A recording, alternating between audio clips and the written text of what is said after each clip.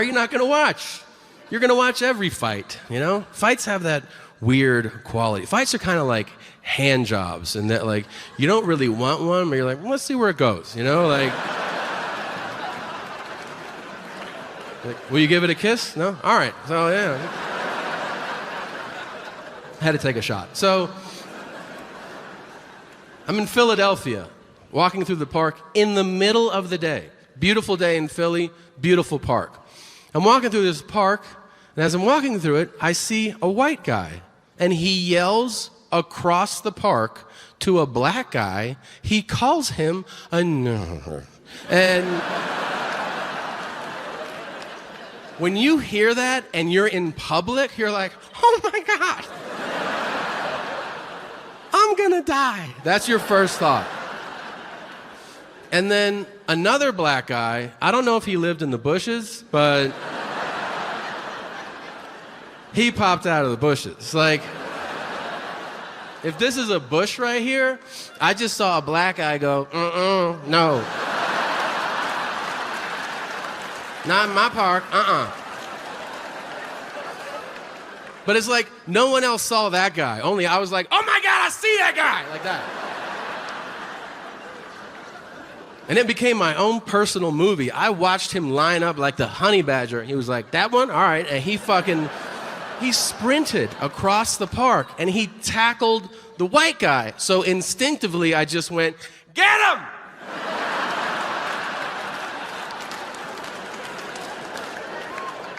But it took me a second to realize I'm the only other white guy in the park. Yeah, so like 10 black people turned and I went, no! Him. Our him. And they were like, what? And I was like, I'm out. That's what. And then they killed that white guy. And for the record, I don't give a fuck if they did. You know why? There is no such thing as white guy loyalty, okay? I mean, there is, but those guys are obvious as they hold torches. But the rest of us,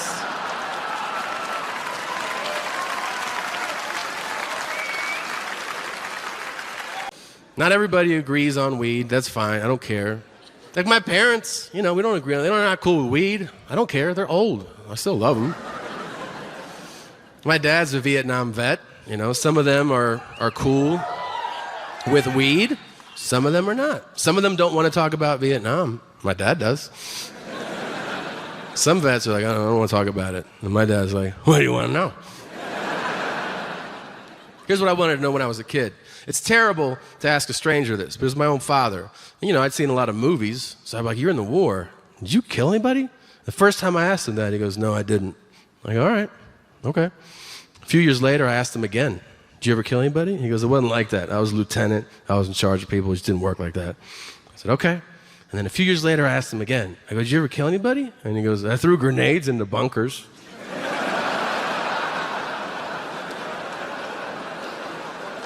I go, were there people in there? He goes, there were, yeah. Just little pieces by the time I got in there. And then last year I go, did you ever kill anybody? And he goes, there's no better feeling than killing the enemy. Whoa. I can remember the first time we ever talked about weed because it was Christmas Day. That's why it stood out. I was 12 years old. I think my sister brought it up. She was like, I want to smoke weed. And my dad goes, you want to know what I think of marijuana? And I was genuinely curious. I go, what, Dad? He goes, I was at a party one time, and somebody pulled out a marijuana cigarette. And I said, I'm out of here. And I was like, cool story, nerd. You got any other ones? And he goes, well, yeah, one time I was in Vietnam, and some Viet Cong tried to sell my Marines marijuana. So I found him, and I picked him up by his throat, and I threw him on the ground, and I put my M16 in his face, and I said, if you ever come here again, I'll fucking kill you. And I go, do you have any stories in between those two stories? Jesus, it's Christmas, bro. God damn. probably checked into 400 hotels this year. And when I tell you that this has happened to me more than half a dozen times, I am not exaggerating. Every hotel check-in begins usually the same. It's standard. Hotels, the people at the desk, they go, last name? And this just happened to me. Last name? And I go, Segura. And the guy goes, whoa, are you Japanese? And I go, 100%, yeah. And he just goes, oh, we don't get a lot of Japanese people here. That's pretty cool. So I have to stop him and go, hey, man, I'm not Japanese. And he goes, Segura. Segura! Sounds Japanese. I go, that's because you're saying it Japanese. I could be Smith, and if you want to go, Smith. It's Japanese. He goes, well, what are you? Which is fucking rude. Can I just say it's never important to ask that question? What are you? It's never important to ask that. It's sometimes important, but not a lot. When is it important? Sushi chef, accountant, 100-meter dash. Outside of that, sometimes it matters. So I tell him, I go, Segura is Spanish. And he goes, that's weird. You look white. And I go, I am white. And he goes, but you're Spanish? And I go, correct. He goes, do you speak Spanish? I said, yes. He goes, so you're Mexican? And I go, no. And he goes, I don't know what's going on. I said, what's going on is you failed fucking social studies. And you're not too good at geography either. And then I see his head drop, like he feels bad. I'm like, look, man, you understand there's white people in Mexico. You know that part. And he goes, no, I don't. I said, there's white people there, there's black people there, there's even Asian people there. And if you really want to shit your pants, those Asian people, they speak Spanish too. You don't expect it, but they're like, dim sum, muy rico, si lo quiero probar, si no lo quiero probar, concha tu madre, nadie te quiere, anda la mierda. They are Asian, and they speak Spanish. Here's what happened. I was shooting a movie a few months back, and one day we wrapped up kind of early for filmmaking. It was late afternoon, and I walk off set, and I notice there's a bar across the street. I go, I'm going to walk into this bar, have a drink, go back to the hotel. Simple enough, right? I walk in, I see a woman seated at the bar doing what I can only describe as weird shit. If you're like, what do you mean, Tom? Well, I think there's a normal spectrum of behavior that you see from one seated at a bar. You know, if you see them seated there, you might see them go like this, or like, hey, or maybe even, ha ha. This lady is seated at the bar, and she's going.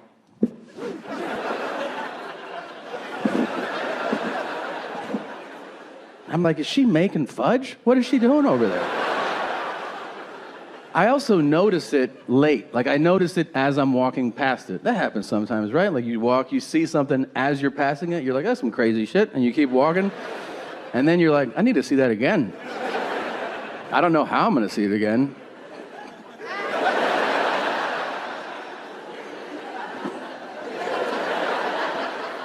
Now I'm dead center, and I see that a woman, to be clear, is in public, 4:30 in the afternoon, and she is sitting there fucking peeling her potato. I don't know, playing with her pussy. You know what I'm trying to say. And she is not hot, if you're wondering. If you're like, was she super hot? No, she wasn't. And because of that, I tattletaled immediately. You know what's up. So I go to the bouncer, I go, excuse me. That not model over there is diddling herself at the bar. And this big yoked dude looks, and he goes, I go, yeah, talk to her. And he goes, mm-mm. I'm like, excuse me? He goes, I don't want anything to do with that shit. I'm like, I don't think anybody does. There's a woman masturbating at the bar. He's like, ugh, like he's put out by my outrageous request. He's like, all right, man, Jesus Christ. So he gets up, he walks like halfway there, turns around, he goes, yeah, I couldn't do it, man. I go, you have to. So he calls over the hostess, this cute little 22-year-old. He's like, what's up, guys? And he goes, handle that. And she's like, okay.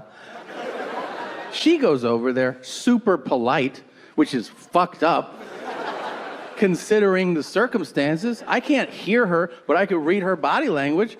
She's like, hi. And she's like, everybody can see you. And then she goes, stop it. Stop it. And she goes, you promise? And she goes, thank you. And she comes back and she goes, she stopped. I'm like, she finished or she stopped? She goes, she stopped. And I go, okay. I'm like, wait, is she allowed to stay? And she goes, yeah. I go, why? And she goes, because she stopped. I go, I'm sorry, would I be allowed to stay? If I was just sitting at your bar, just kind of toying with the top, you know, like.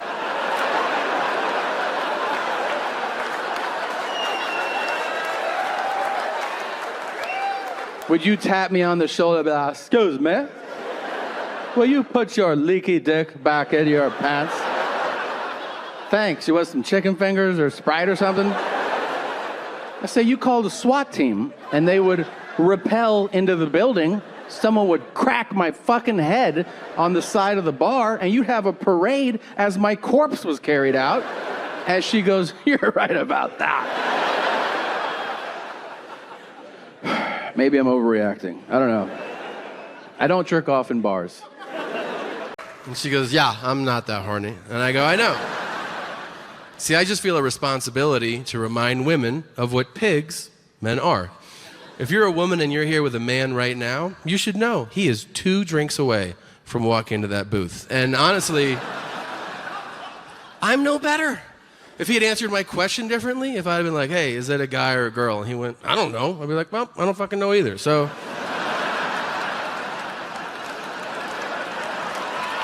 Wow, she's got a rough chin on her for sure. Hey, where'd you go, man? I don't see you anywhere. All right. All right, I lost some of you on that one. That's fine. That's how that goes. So, I know, I see. Some women are like, my man would never do that. Okay, sure. You want to know how big of a pig your man is? He's however big of a pig you give him permission to be. Every man has unlimited pig potential. Just needs a little nudge from you, coach. How about that? Doesn't go both ways. Isn't that fascinating? Like, if you're a guy, you can't be like, I want you to eat it from behind. She'll be like, the fuck did you just say to me right now?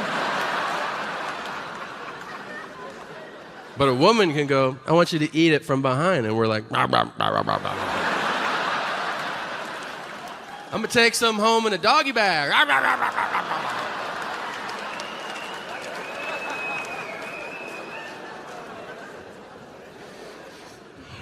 I'm getting older. I know we all are. But I am. I feel like I'm getting old. And I know you guys are looking up here like, what? You're perfect. That's on the outside, you know? You know what the biggest kick in the balls is? Is when your vision starts to decline. Especially if you've had perfect vision your entire life. I've never even thought about it. I've had excellent vision. I've had vision that's off the charts. Like if I'm hanging out with friends and there's a sign 10 blocks away, I can see it. And they're like, how do you see that? I'm like, oh, Jesus loves me. I see it. I can see it right now. And now I have like the squint of death, or I look at shit like that. And people are like, you all right? I'm like, yeah, I'm just looking at shit. Don't you ever look at shit? And it's tough to accept. I've been in denial. Do you know where you can't be in denial anymore? The DMV. I went to renew my license. And when you go, you sign and you pay. Very casually, lady goes, can you read line 3? And I was still arrogant about it. I was like, check this shit out. AXGL7. And she goes, 7? I go, what the fuck is that? I don't think I've ever seen that symbol before in my entire life. And she goes, that's a T. So I went, pretty close. And she goes, yeah, you're right. That's pretty close like that. What were we talking about before? Oh, yeah, my mom. So here's how I stopped arguing with her. I hope if you're in a similar situation with a parent, you have an epiphany the way I did. Here's the circumstance, right? She calls me late last year. There were fires in LA. And she goes, Tommy. She's not local, if you don't know yet. If you're like, why does she talk so fucking weird? She's from South America, Peru, to be specific, okay? So she calls me, and she goes, Tommy. And I go, yeah. She goes, the fires, they are bad? And I go, yeah. Usually they're good, but this is a bad one. And she goes, people are dying? I go, if they're in the fire, yeah. It's fire. And she lives in Florida, so she goes, you have fires, we have hurricanes. People are dying everywhere. And I go, it sounds like you have the news on. Is there anything else you want to report? And she goes, I think it's happening for a reason. And I go, it is. They're called weather patterns. And she goes, no. I think God is trying to send us a message. That's what I go. I go, what's the message? She goes, I think he's trying to tell us to be better people.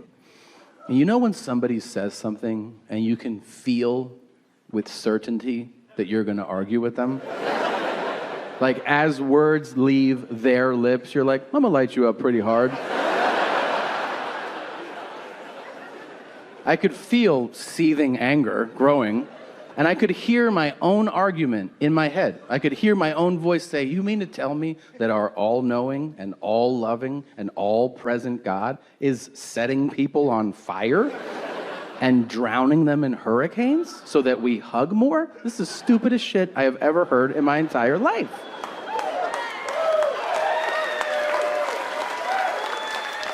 But right before I said it, I had that moment. I had that thought where I go, what is the point? Why argue with this demon woman, you know? Just let Lucifer's sister have her way. You're not going to change her mind. So for the first time in my life, I took a deep breath and I just went, yeah, I could see why he would do that. Hope he stops killing us. Ha ha ha ha ha. And she knew. She goes, what? I go, you make a good point. And she goes, why are you doing this? Why are you meaning why aren't you arguing with me?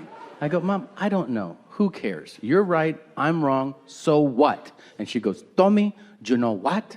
I go, what? She goes, I always knew you were a little bitch, Tommy. And I go, what? And she goes, ciao, puto. And she hung up the phone.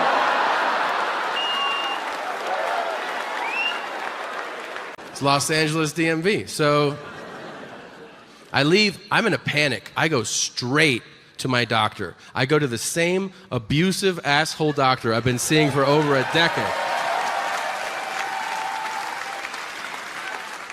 I walk into his office. I go, dude, test my vision. And he goes, you should get a prostate exam.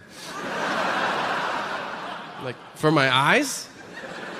And he goes, you should do it. I go, I'm not even 40. And he goes, try it. I'm like, try it? Like a sorbet? Just see if I'm into this flavor? And he's like, yeah. I go, all right, you're my doctor, so okay. So I'm naked. I'm in the fetal position. He lubes up. It is a ton of lube. I didn't know that. I was like, oh, that's why I've never had success with this before.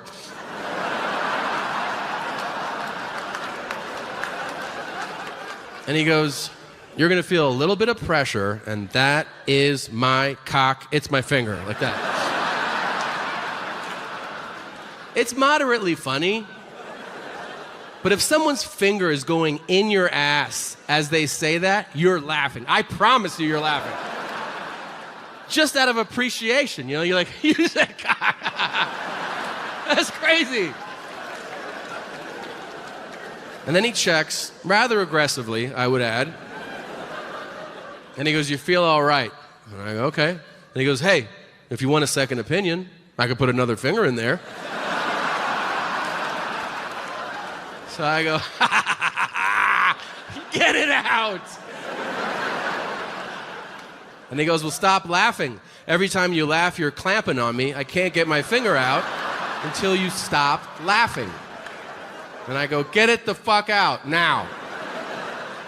And then I sit up, I go, did you just give me a prostate exam so you could run those 2 lame-ass jokes by me? And he goes, yes, I did. And I said, it was really funny, actually.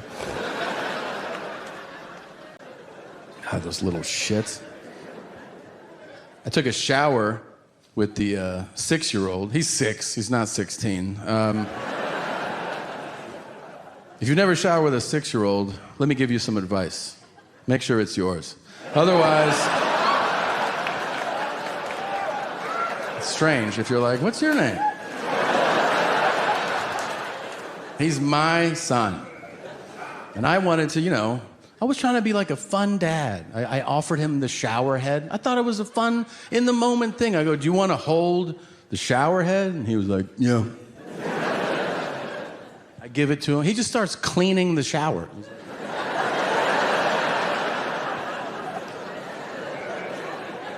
So, after a minute, I'm like, can you wet me? And he goes, Tom, relax, all right?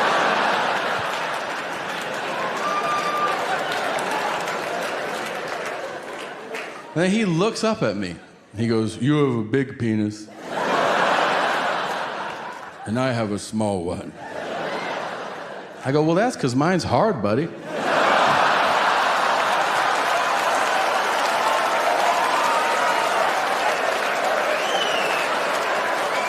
We can make yours hard, too. Just gotta go like that.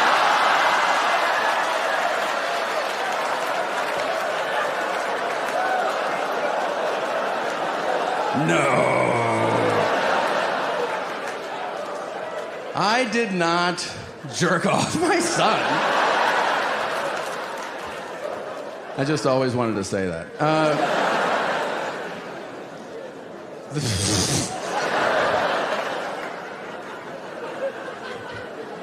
The truth is, he really did say, you have a big penis.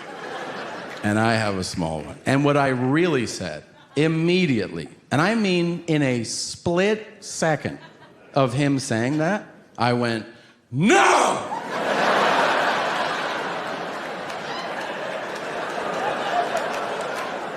And if you're like, why did you shout no?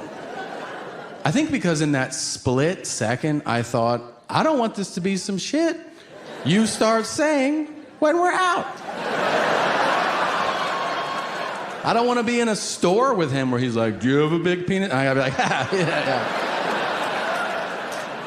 You know how it is? And the guy's like, I don't know how it is. What the fuck was that all about? The worst part is that I scared him.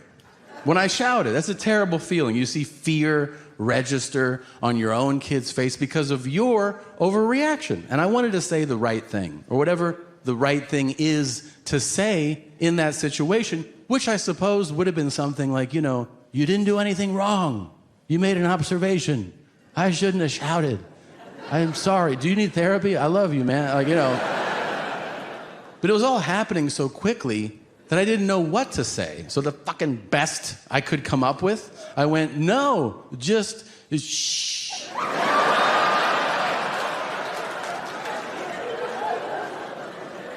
Now he's totally confused. And he goes, you have a big penis. I have a small one. I go, well, don't fucking tell anybody. He goes, did Grandpa have a big penis? I go, I don't remember. I haven't seen it in a long time. let's go ask Grandma. And we did. And he didn't.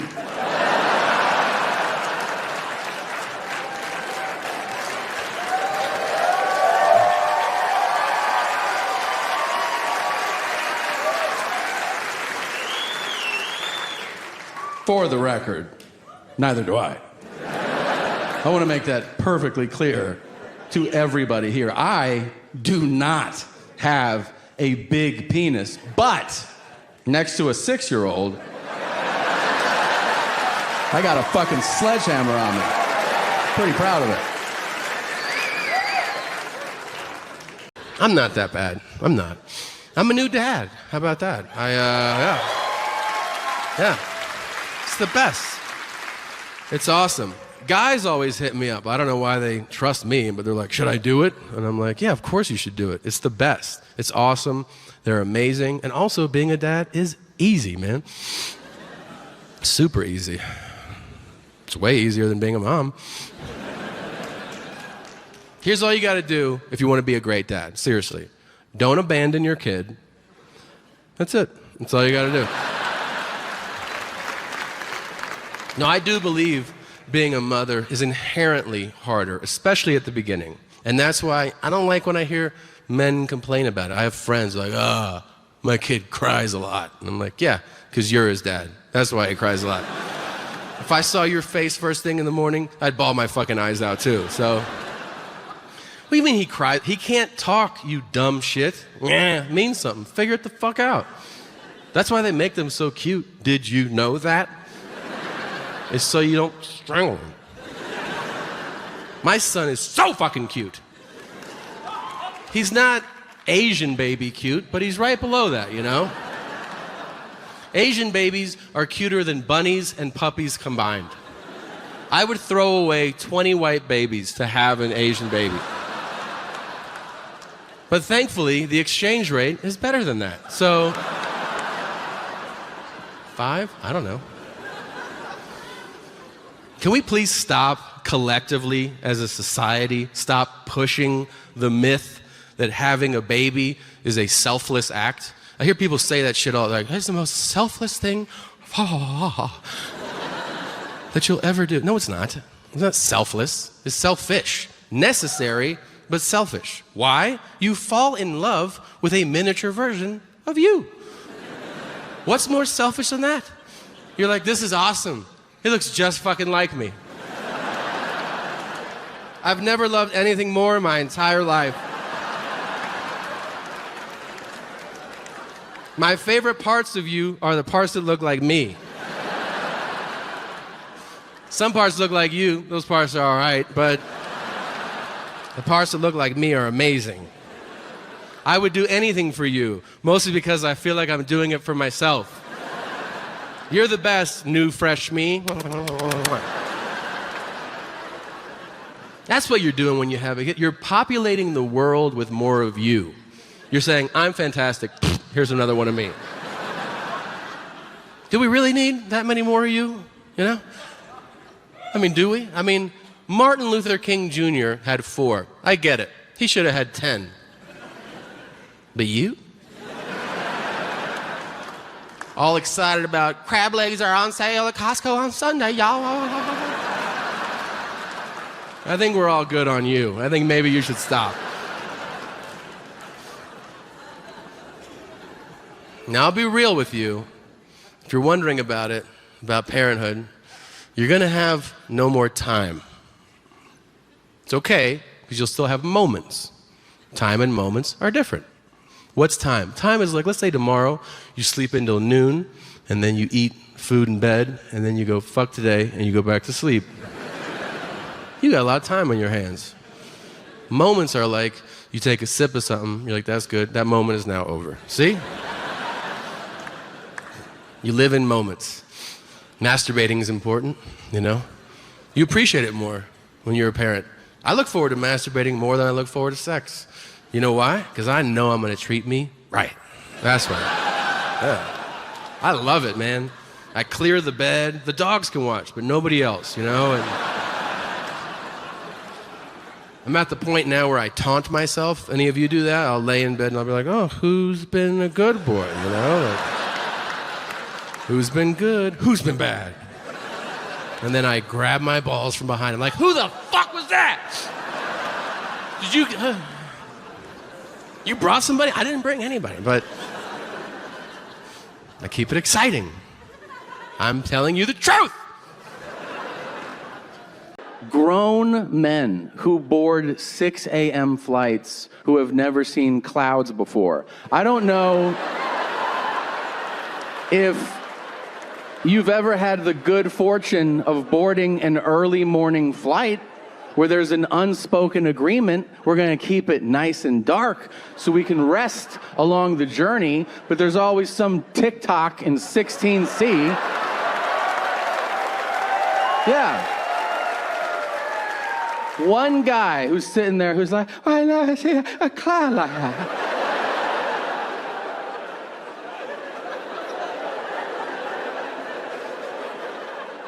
Oh, there's another one right there. What, are you fucking 4? Shut the shade, tit slap. We're trying to get some rest. And people who put stick figures and the names of the family members on the rear windshields of their cars. They should be publicly executed in their car so we can keep score on the window, you know? Isn't that insane to you? Don't you have any protective instincts? I mean, it's crazy. You pull up at a random red light and the car in front of you is like, it's funny that you didn't ask. But inside are mommy and daddy and Brian and Marissa. And there's a soccer ball next to Brian because Brian loves soccer. Oh. Does Brian love getting molested? Because you put his name and favorite thing out there as bait to society. Are you out of your goddamn mind? Why don't you put your home address and his daily schedule right fucking next to it? Brian's up at 6, home at 1, bath at 7. Come over if you want to join us. It's not okay. I've been to unbelievable places because of this job. It's really crazy. I've seen amazing places. Been to Rome, Hong Kong, Machu Picchu, all because of this job. And then there's other days. Like I had to go to Topeka, Kansas to do a show. We went because they bought tickets, but we got the fuck out of there right away. There was something that's pretty cool, though, that happened there, which is that my show there was protested by the Westboro Baptist Church. Now,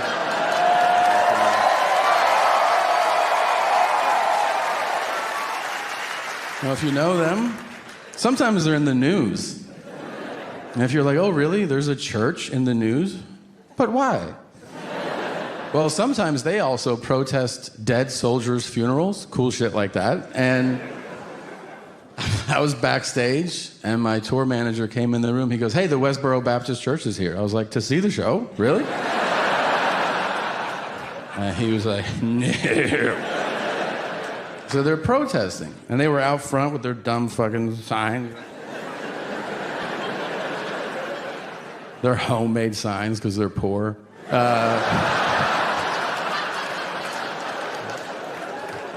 They had signs made that said, Tom is a sinner. And I was like, yes.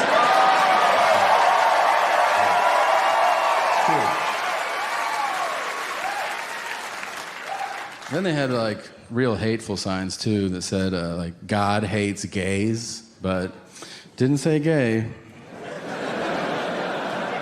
It was another word.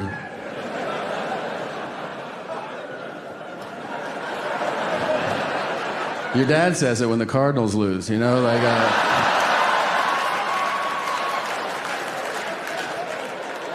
All right, your uncle. Somebody says it. I took offense, not so much to the word as the implication that God hates gays. I don't think that's true. I think God has a people problem. There are too many people, and that is not gay people's fault.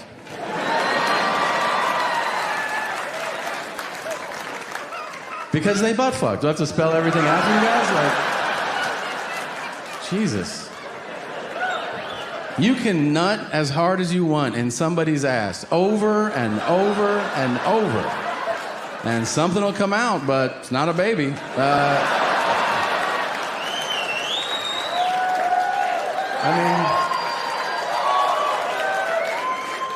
Still worth taking a picture of, I would argue. Maybe give it a name. It's not going to live long.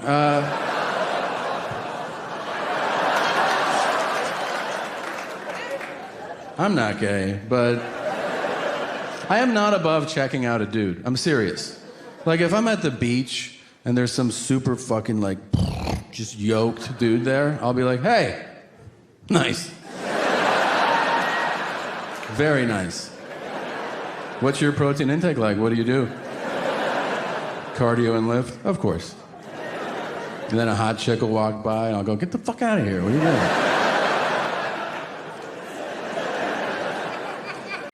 I wish my dad was still here, you know? He died a few months ago, and I understand it's part of life, you know, it happens to everybody. And, you know, I'd never visited somebody sick in the hospital. That was a new experience for me. And it's strange, if you've never done it, you get to the hospital, and then somebody that works there goes, are you here to see? And you go, yeah. And they go, yeah, they're gonna die soon. And you're like, I thought so too, that's why I came. And then they go, you can go in there and watch that now. And you're like, thanks. Personally, I feel like watching somebody die that you're not trying to kill is weird, you know? Like, it's different if you have somebody, you know, and you're like,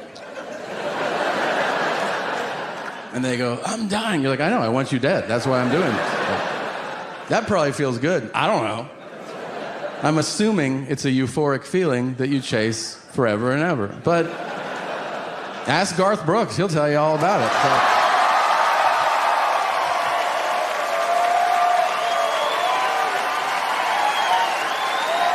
Come on. Where are the bodies, G? Please.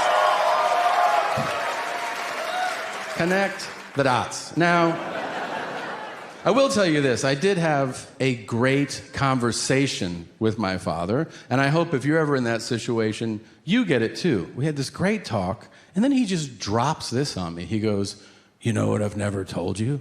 And I was like, no, what? And I was really hoping he was going to say, you know, there's a treasure buried in the backyard. It's for you. I go, what have you never told me? And he goes, I like a full bush on a lady. And I was like, what? What? He goes, your mother keeps trimming hers. I go, hey, what the fuck, man? I go, why are you telling me this? And he goes, who am I supposed to tell? I go, the Lord, you're about to meet him. And that was it. And then he said the N-word, and then he died. It was really sad.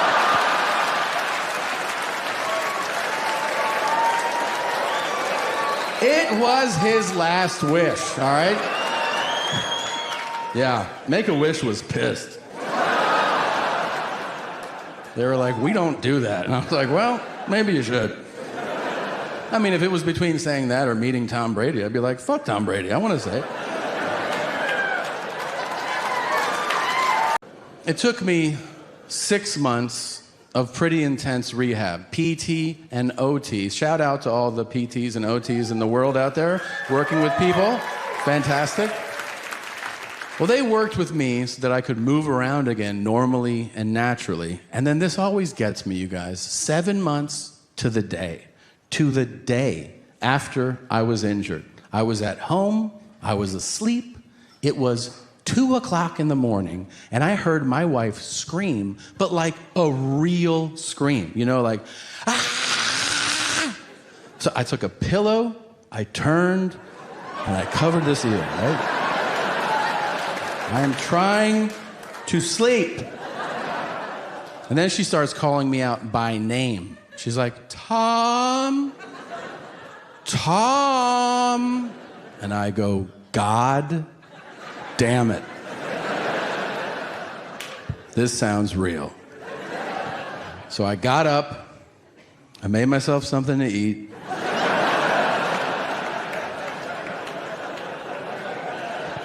Poured a drink, and I was like, all right, let's go find her. Now it's 2 a.m. I can't see anything. I'm just following her cries for help, and I finally find her sitting at the bottom of the stairs. And I go, what are you doing? And she goes, I think I sprained my ankle. I turn the light on, and I see that the bone that should be like this is like that. And I go, that is not a sprain. I'm sure of it. And she goes, what should I do? I said, you should do nothing. I will call 911.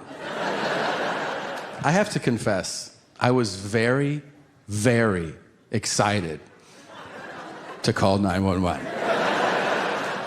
Have you ever been excited to call where you're like, finally, a good one, you know, like, this is why we play the game. I call, the operator goes 911, and I'm so amped up, I go, get fucking ready.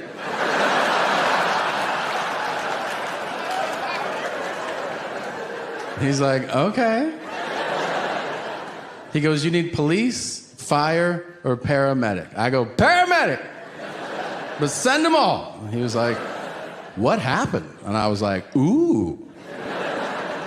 And I realized that while what I'm about to say is true, it sounds suspicious. But I gotta say it. So I'm like, my wife fell down the stairs.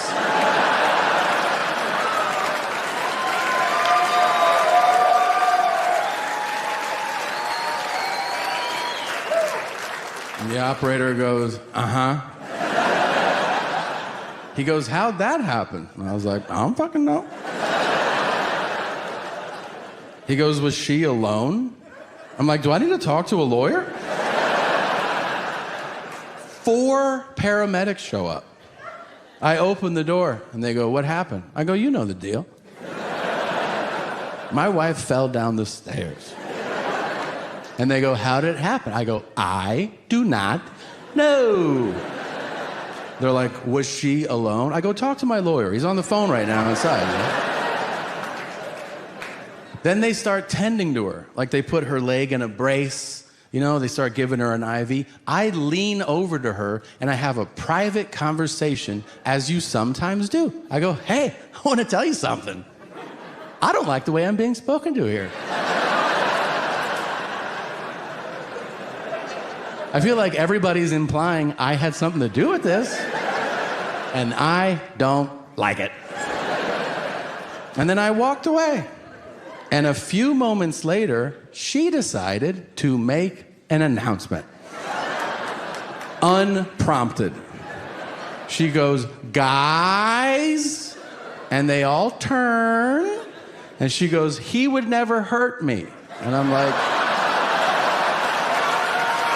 what are you doing? She goes, we've been together a long time. And if you think he did this, he didn't. I go, shut the fuck up. Or I will kill you.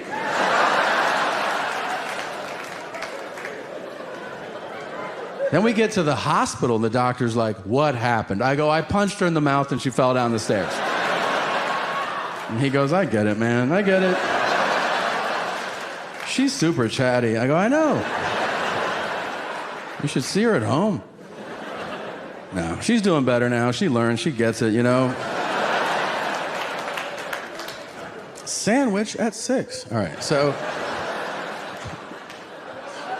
I don't respect that. I like my shame straight up and honest. And nobody does that better than the West Coast burger chain In-N-Out. And if you've never been, If you've never been in In-N-Out, get your fucking life together and go. And I want you to go simply so you can experience the most shameful and honest question in all of fast food. Because you pull up and you go, I'll have a double, fries and a Coke. And they go, will you be eating in the car?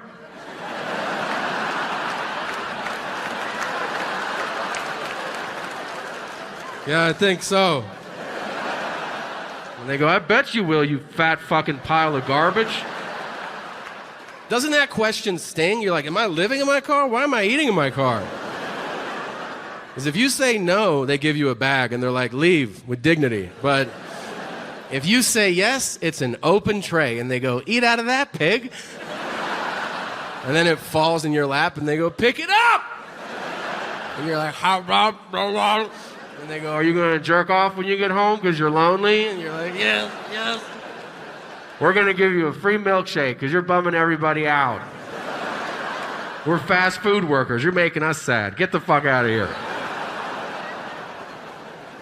I swear to God, there's no more liberating and fun thing to do in this world than scream in your best aggressive black guy voice. Holy shit. So much fun. I highly recommend you do it. Not if you're black. If you're black, you already do it. But if you're white, do it. Do it in public. Do it where there are black people. And here's a little secret. If you do it well, there's a possibility that a black guy will yell back in return. I do it all the time. I live in Los Angeles. Pick your spot. I go to Crenshaw. There's never a shortage there. I do. I hang back and I go, hey, yeah! Sometimes a black guy will go, sup, D?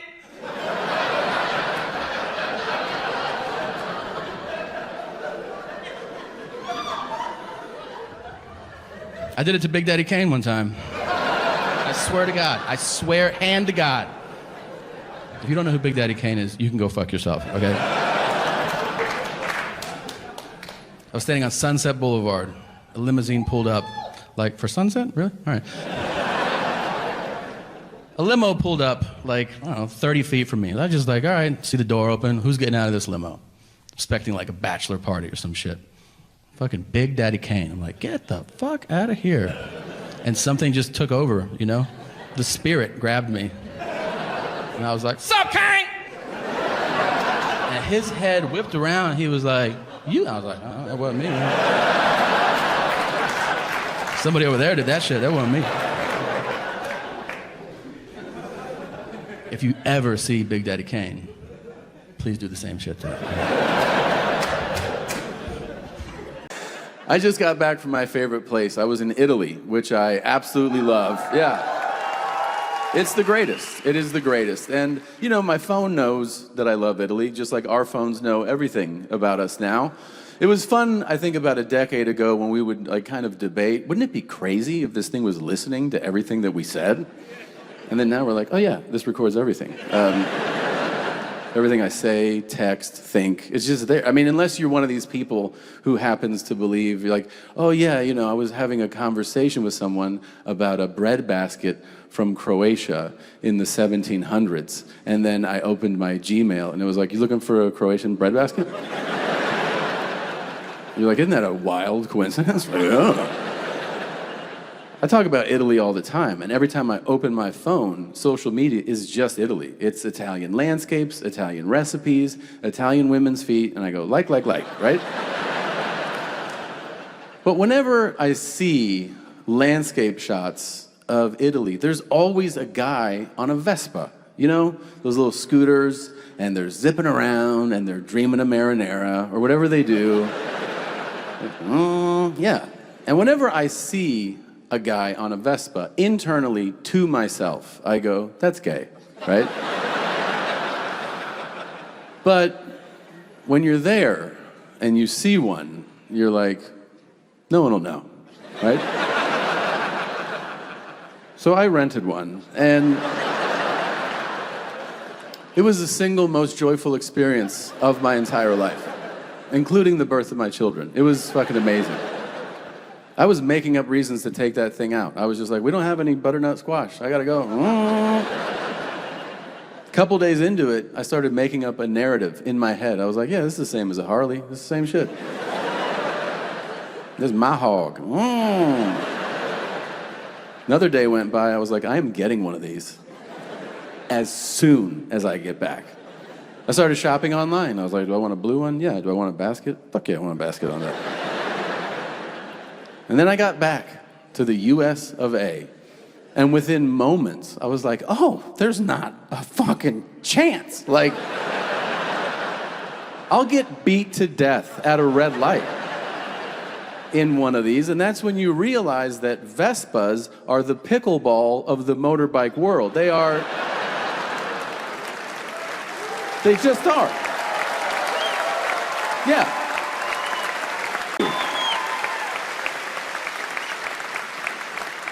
Also, let me tell you something. This is my 6-hour special, and I'm very, very grateful that I have this opportunity.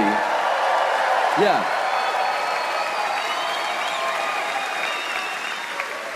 I tell people a lot, and it's true, that I really didn't think this was in the cards for me. I didn't think about this ever when I started out in entertainment. I really thought the highlight of my career was many, many years ago when I booked the international campaign to be the spokesman for Subway.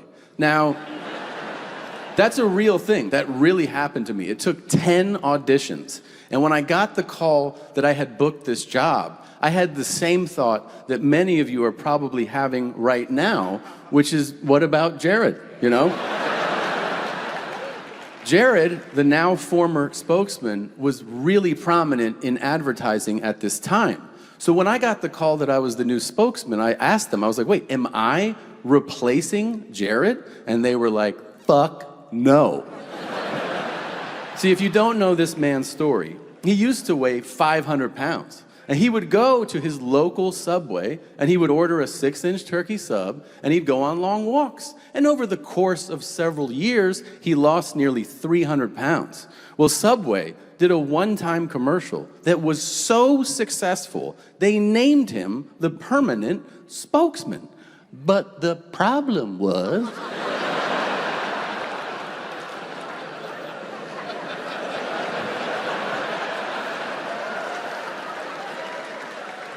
they could only use Jared to promote their healthy subs. And they needed someone that looked like they could shit standing up, right? That's where your boy came in. So I was like, wait a minute, Jared's gonna say, eat the turkey sub and eat the veggie sub. What am I gonna say? And they're like, you're gonna say, don't forget we have a meatball sub, too. I was like, okay, I can do that. But my next question was more relevant. I was like, wait, Jared plays himself. He's Jared. Am I playing Tom, the comedian, in these commercials? And they're like, no. Jared will remain Jared. You, Tom, are gonna play his derelict brother who's a mess and eats like a fucking raccoon. I was like, okay, I can do that. I go, so I'm a character. And they go, yes, you're a character. I go, great, what's my name? And they go, Jerome. I took a beat and I go, that's a black guy's name. And I'll never forget the chief marketing officer of Subway looked me dead in my face and he goes, anybody can be named Jerome. I go, yeah, anybody can be named Tanner. It's a fucking white guy's name, isn't it? So he goes, we'll take your concerns back to the board. 2 weeks later, I am in New York City, and I'm doing a wardrobe fitting to start shooting the commercials. This guy walks into my dressing room, and he goes, hey, everybody agreed with your name issue. And I go, no shit. What's the new name? Jeff? Jason? He goes, Jermaine.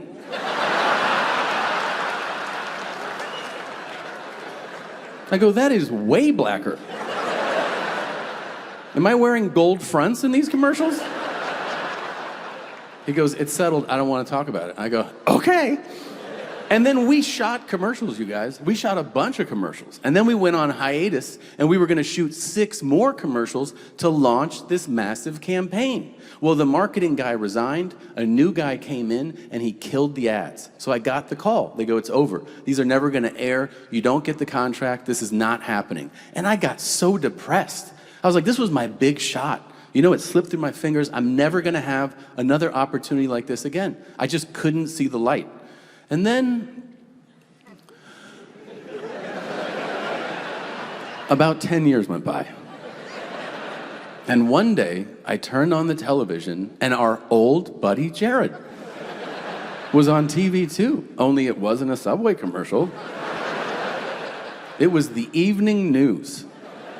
And they were reporting that Jared was being sentenced to 19 years in prison for child pornography. And I dropped to my knees. I was like, thank you, Jesus. Thank you for taking that away when you did. I'm sorry I ever doubted you. I will never do it again. Because if that campaign had aired, it would have been 10 years of us doing commercials together, being on billboards together, doing public appearances together. And the day that awful news dropped about him, all of you would have seen me on the street and been like, hey, Jermaine!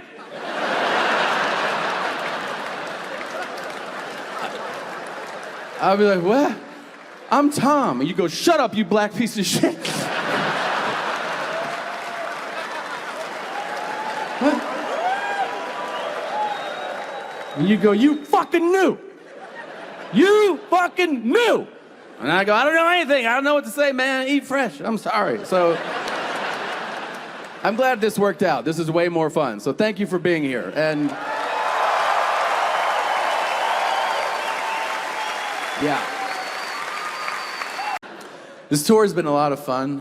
We've gone to a lot of fun places. You learn things sometimes when you travel, you know, you pick up on things. A few weeks ago, we were in Augusta, Georgia, the Coke Zero of their cities. And Augusta is quite famous, if you don't know. It's the home of Augusta National, which is a country club and golf course where they play arguably the most famous tournament in all of golf, appropriately titled the Masters. It's a curious name choice for the Deep South. Now, perhaps a different pronunciation when they named it? Master? So, I didn't name it. It was built. The club was built in 1933 by what I would call top shelf whites. The whitest whites. Whites so white, they sang white songs during their backswings, like, I'm white. No rhythm or flow, more of a statement, you know? Now, the club is also notorious for having a very exclusionary past. They are not a big fan of others. So, we spent all day there, and I decided to look it up. I looked up, when did they let in their first black member? And I'll give you guys a hint, it's later than you think. Are you ready? 1990. Yeah, they waited. They were like, maybe things will go back to the way they were. I don't know. You don't want to act too fast. You don't put on a raincoat just because it's drizzling. You know what I'm saying, brother?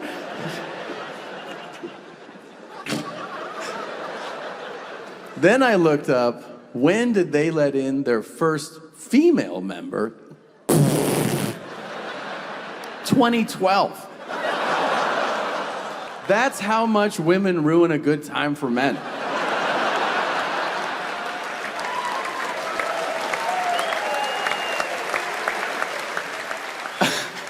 I mean, you get it, right? They went to the most racist guys in our country. Guys who their whole lives was just about hating black people with everything inside of them. And when those guys were presented with the question, whom would you rather hang out with? Black guys or women? And they were like, give us all the blacks you got.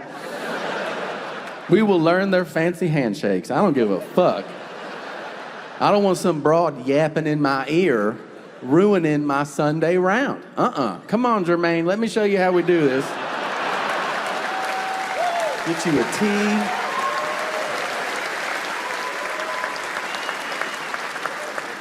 What's with all the dancing? You gonna do that after every hole? Okay.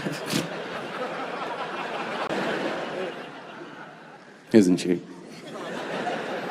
Yeah, you know, we've been together, I think, 63 years now. And yeah, you get to that point in your relationship where you're like, all right, I'm riding it out with this one, right? But you can't help sometimes to think about who it could have been. Don't you ever play that game? You think back and you think about one, you're like, oof, Jesus, I really dodged a bullet there. Then you think about another one, you're like, that could have been cool. You think about all of them, you know? I had one hit me the other day. I was remembering that I studied abroad. I did a semester in Madrid. And I remembered one time an American classmate of mine came up to me and he goes, hey, I'm going to Tunisia this weekend, North Africa. Do you want to come? And I go, not really, no. And then he called me out. He goes, when will you ever have the chance to see a place like that after such a short flight? You really should go.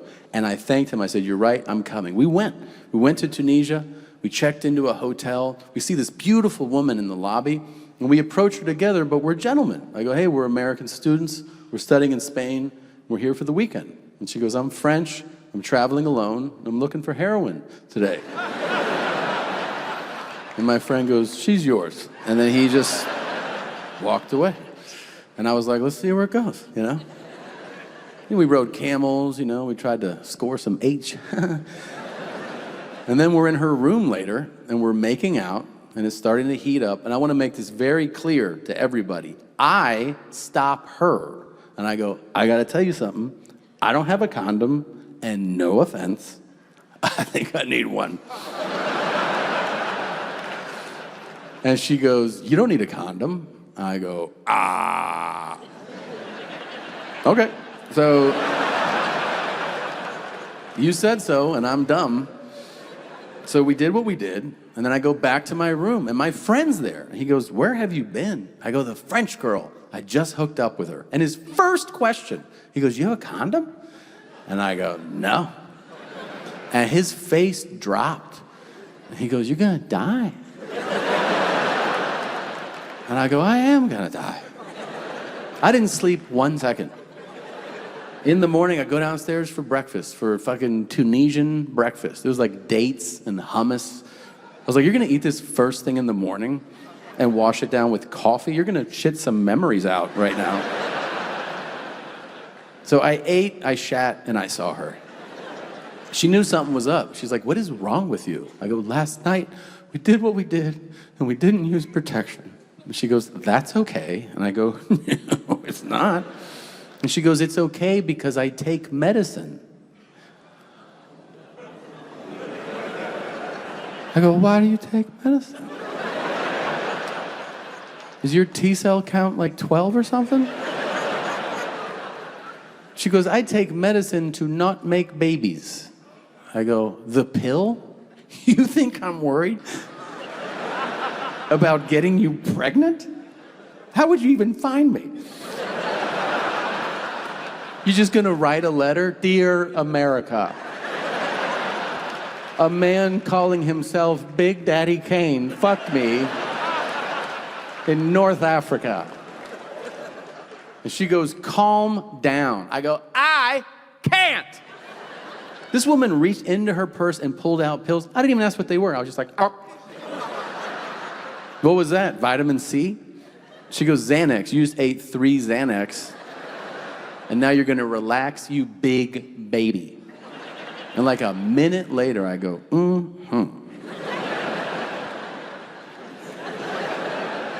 I am relaxed.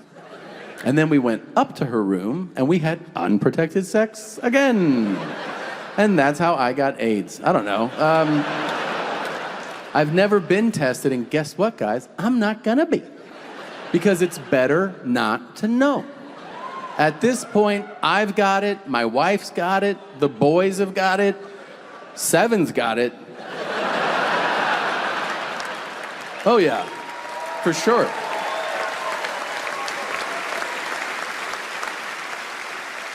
Belichick definitely has it. But you know what? I feel good skinny. So thank you, AIDS, and thank you, Milwaukee. You guys were the best. Thanks very much. Have a great night. Thank you. Hey, you asked me. Now, I'll tell you on a grand scale who's helping nobody lose weight. It's Starbucks. This is true. They have a national training campaign to try to trick you into ordering food. And this is why. They know you're going to order a beverage. So they try to lead you into food. Pull into any Starbucks drive-thru, and now they greet you. They say, "Welcome to Starbucks. What can we get started for you to eat today?" And you're like, "Wait, what? I just wanted coffee." And they're like, "No shit. What else do you want?" So then you're like, "I don't know, sausage? Like, what do you have?"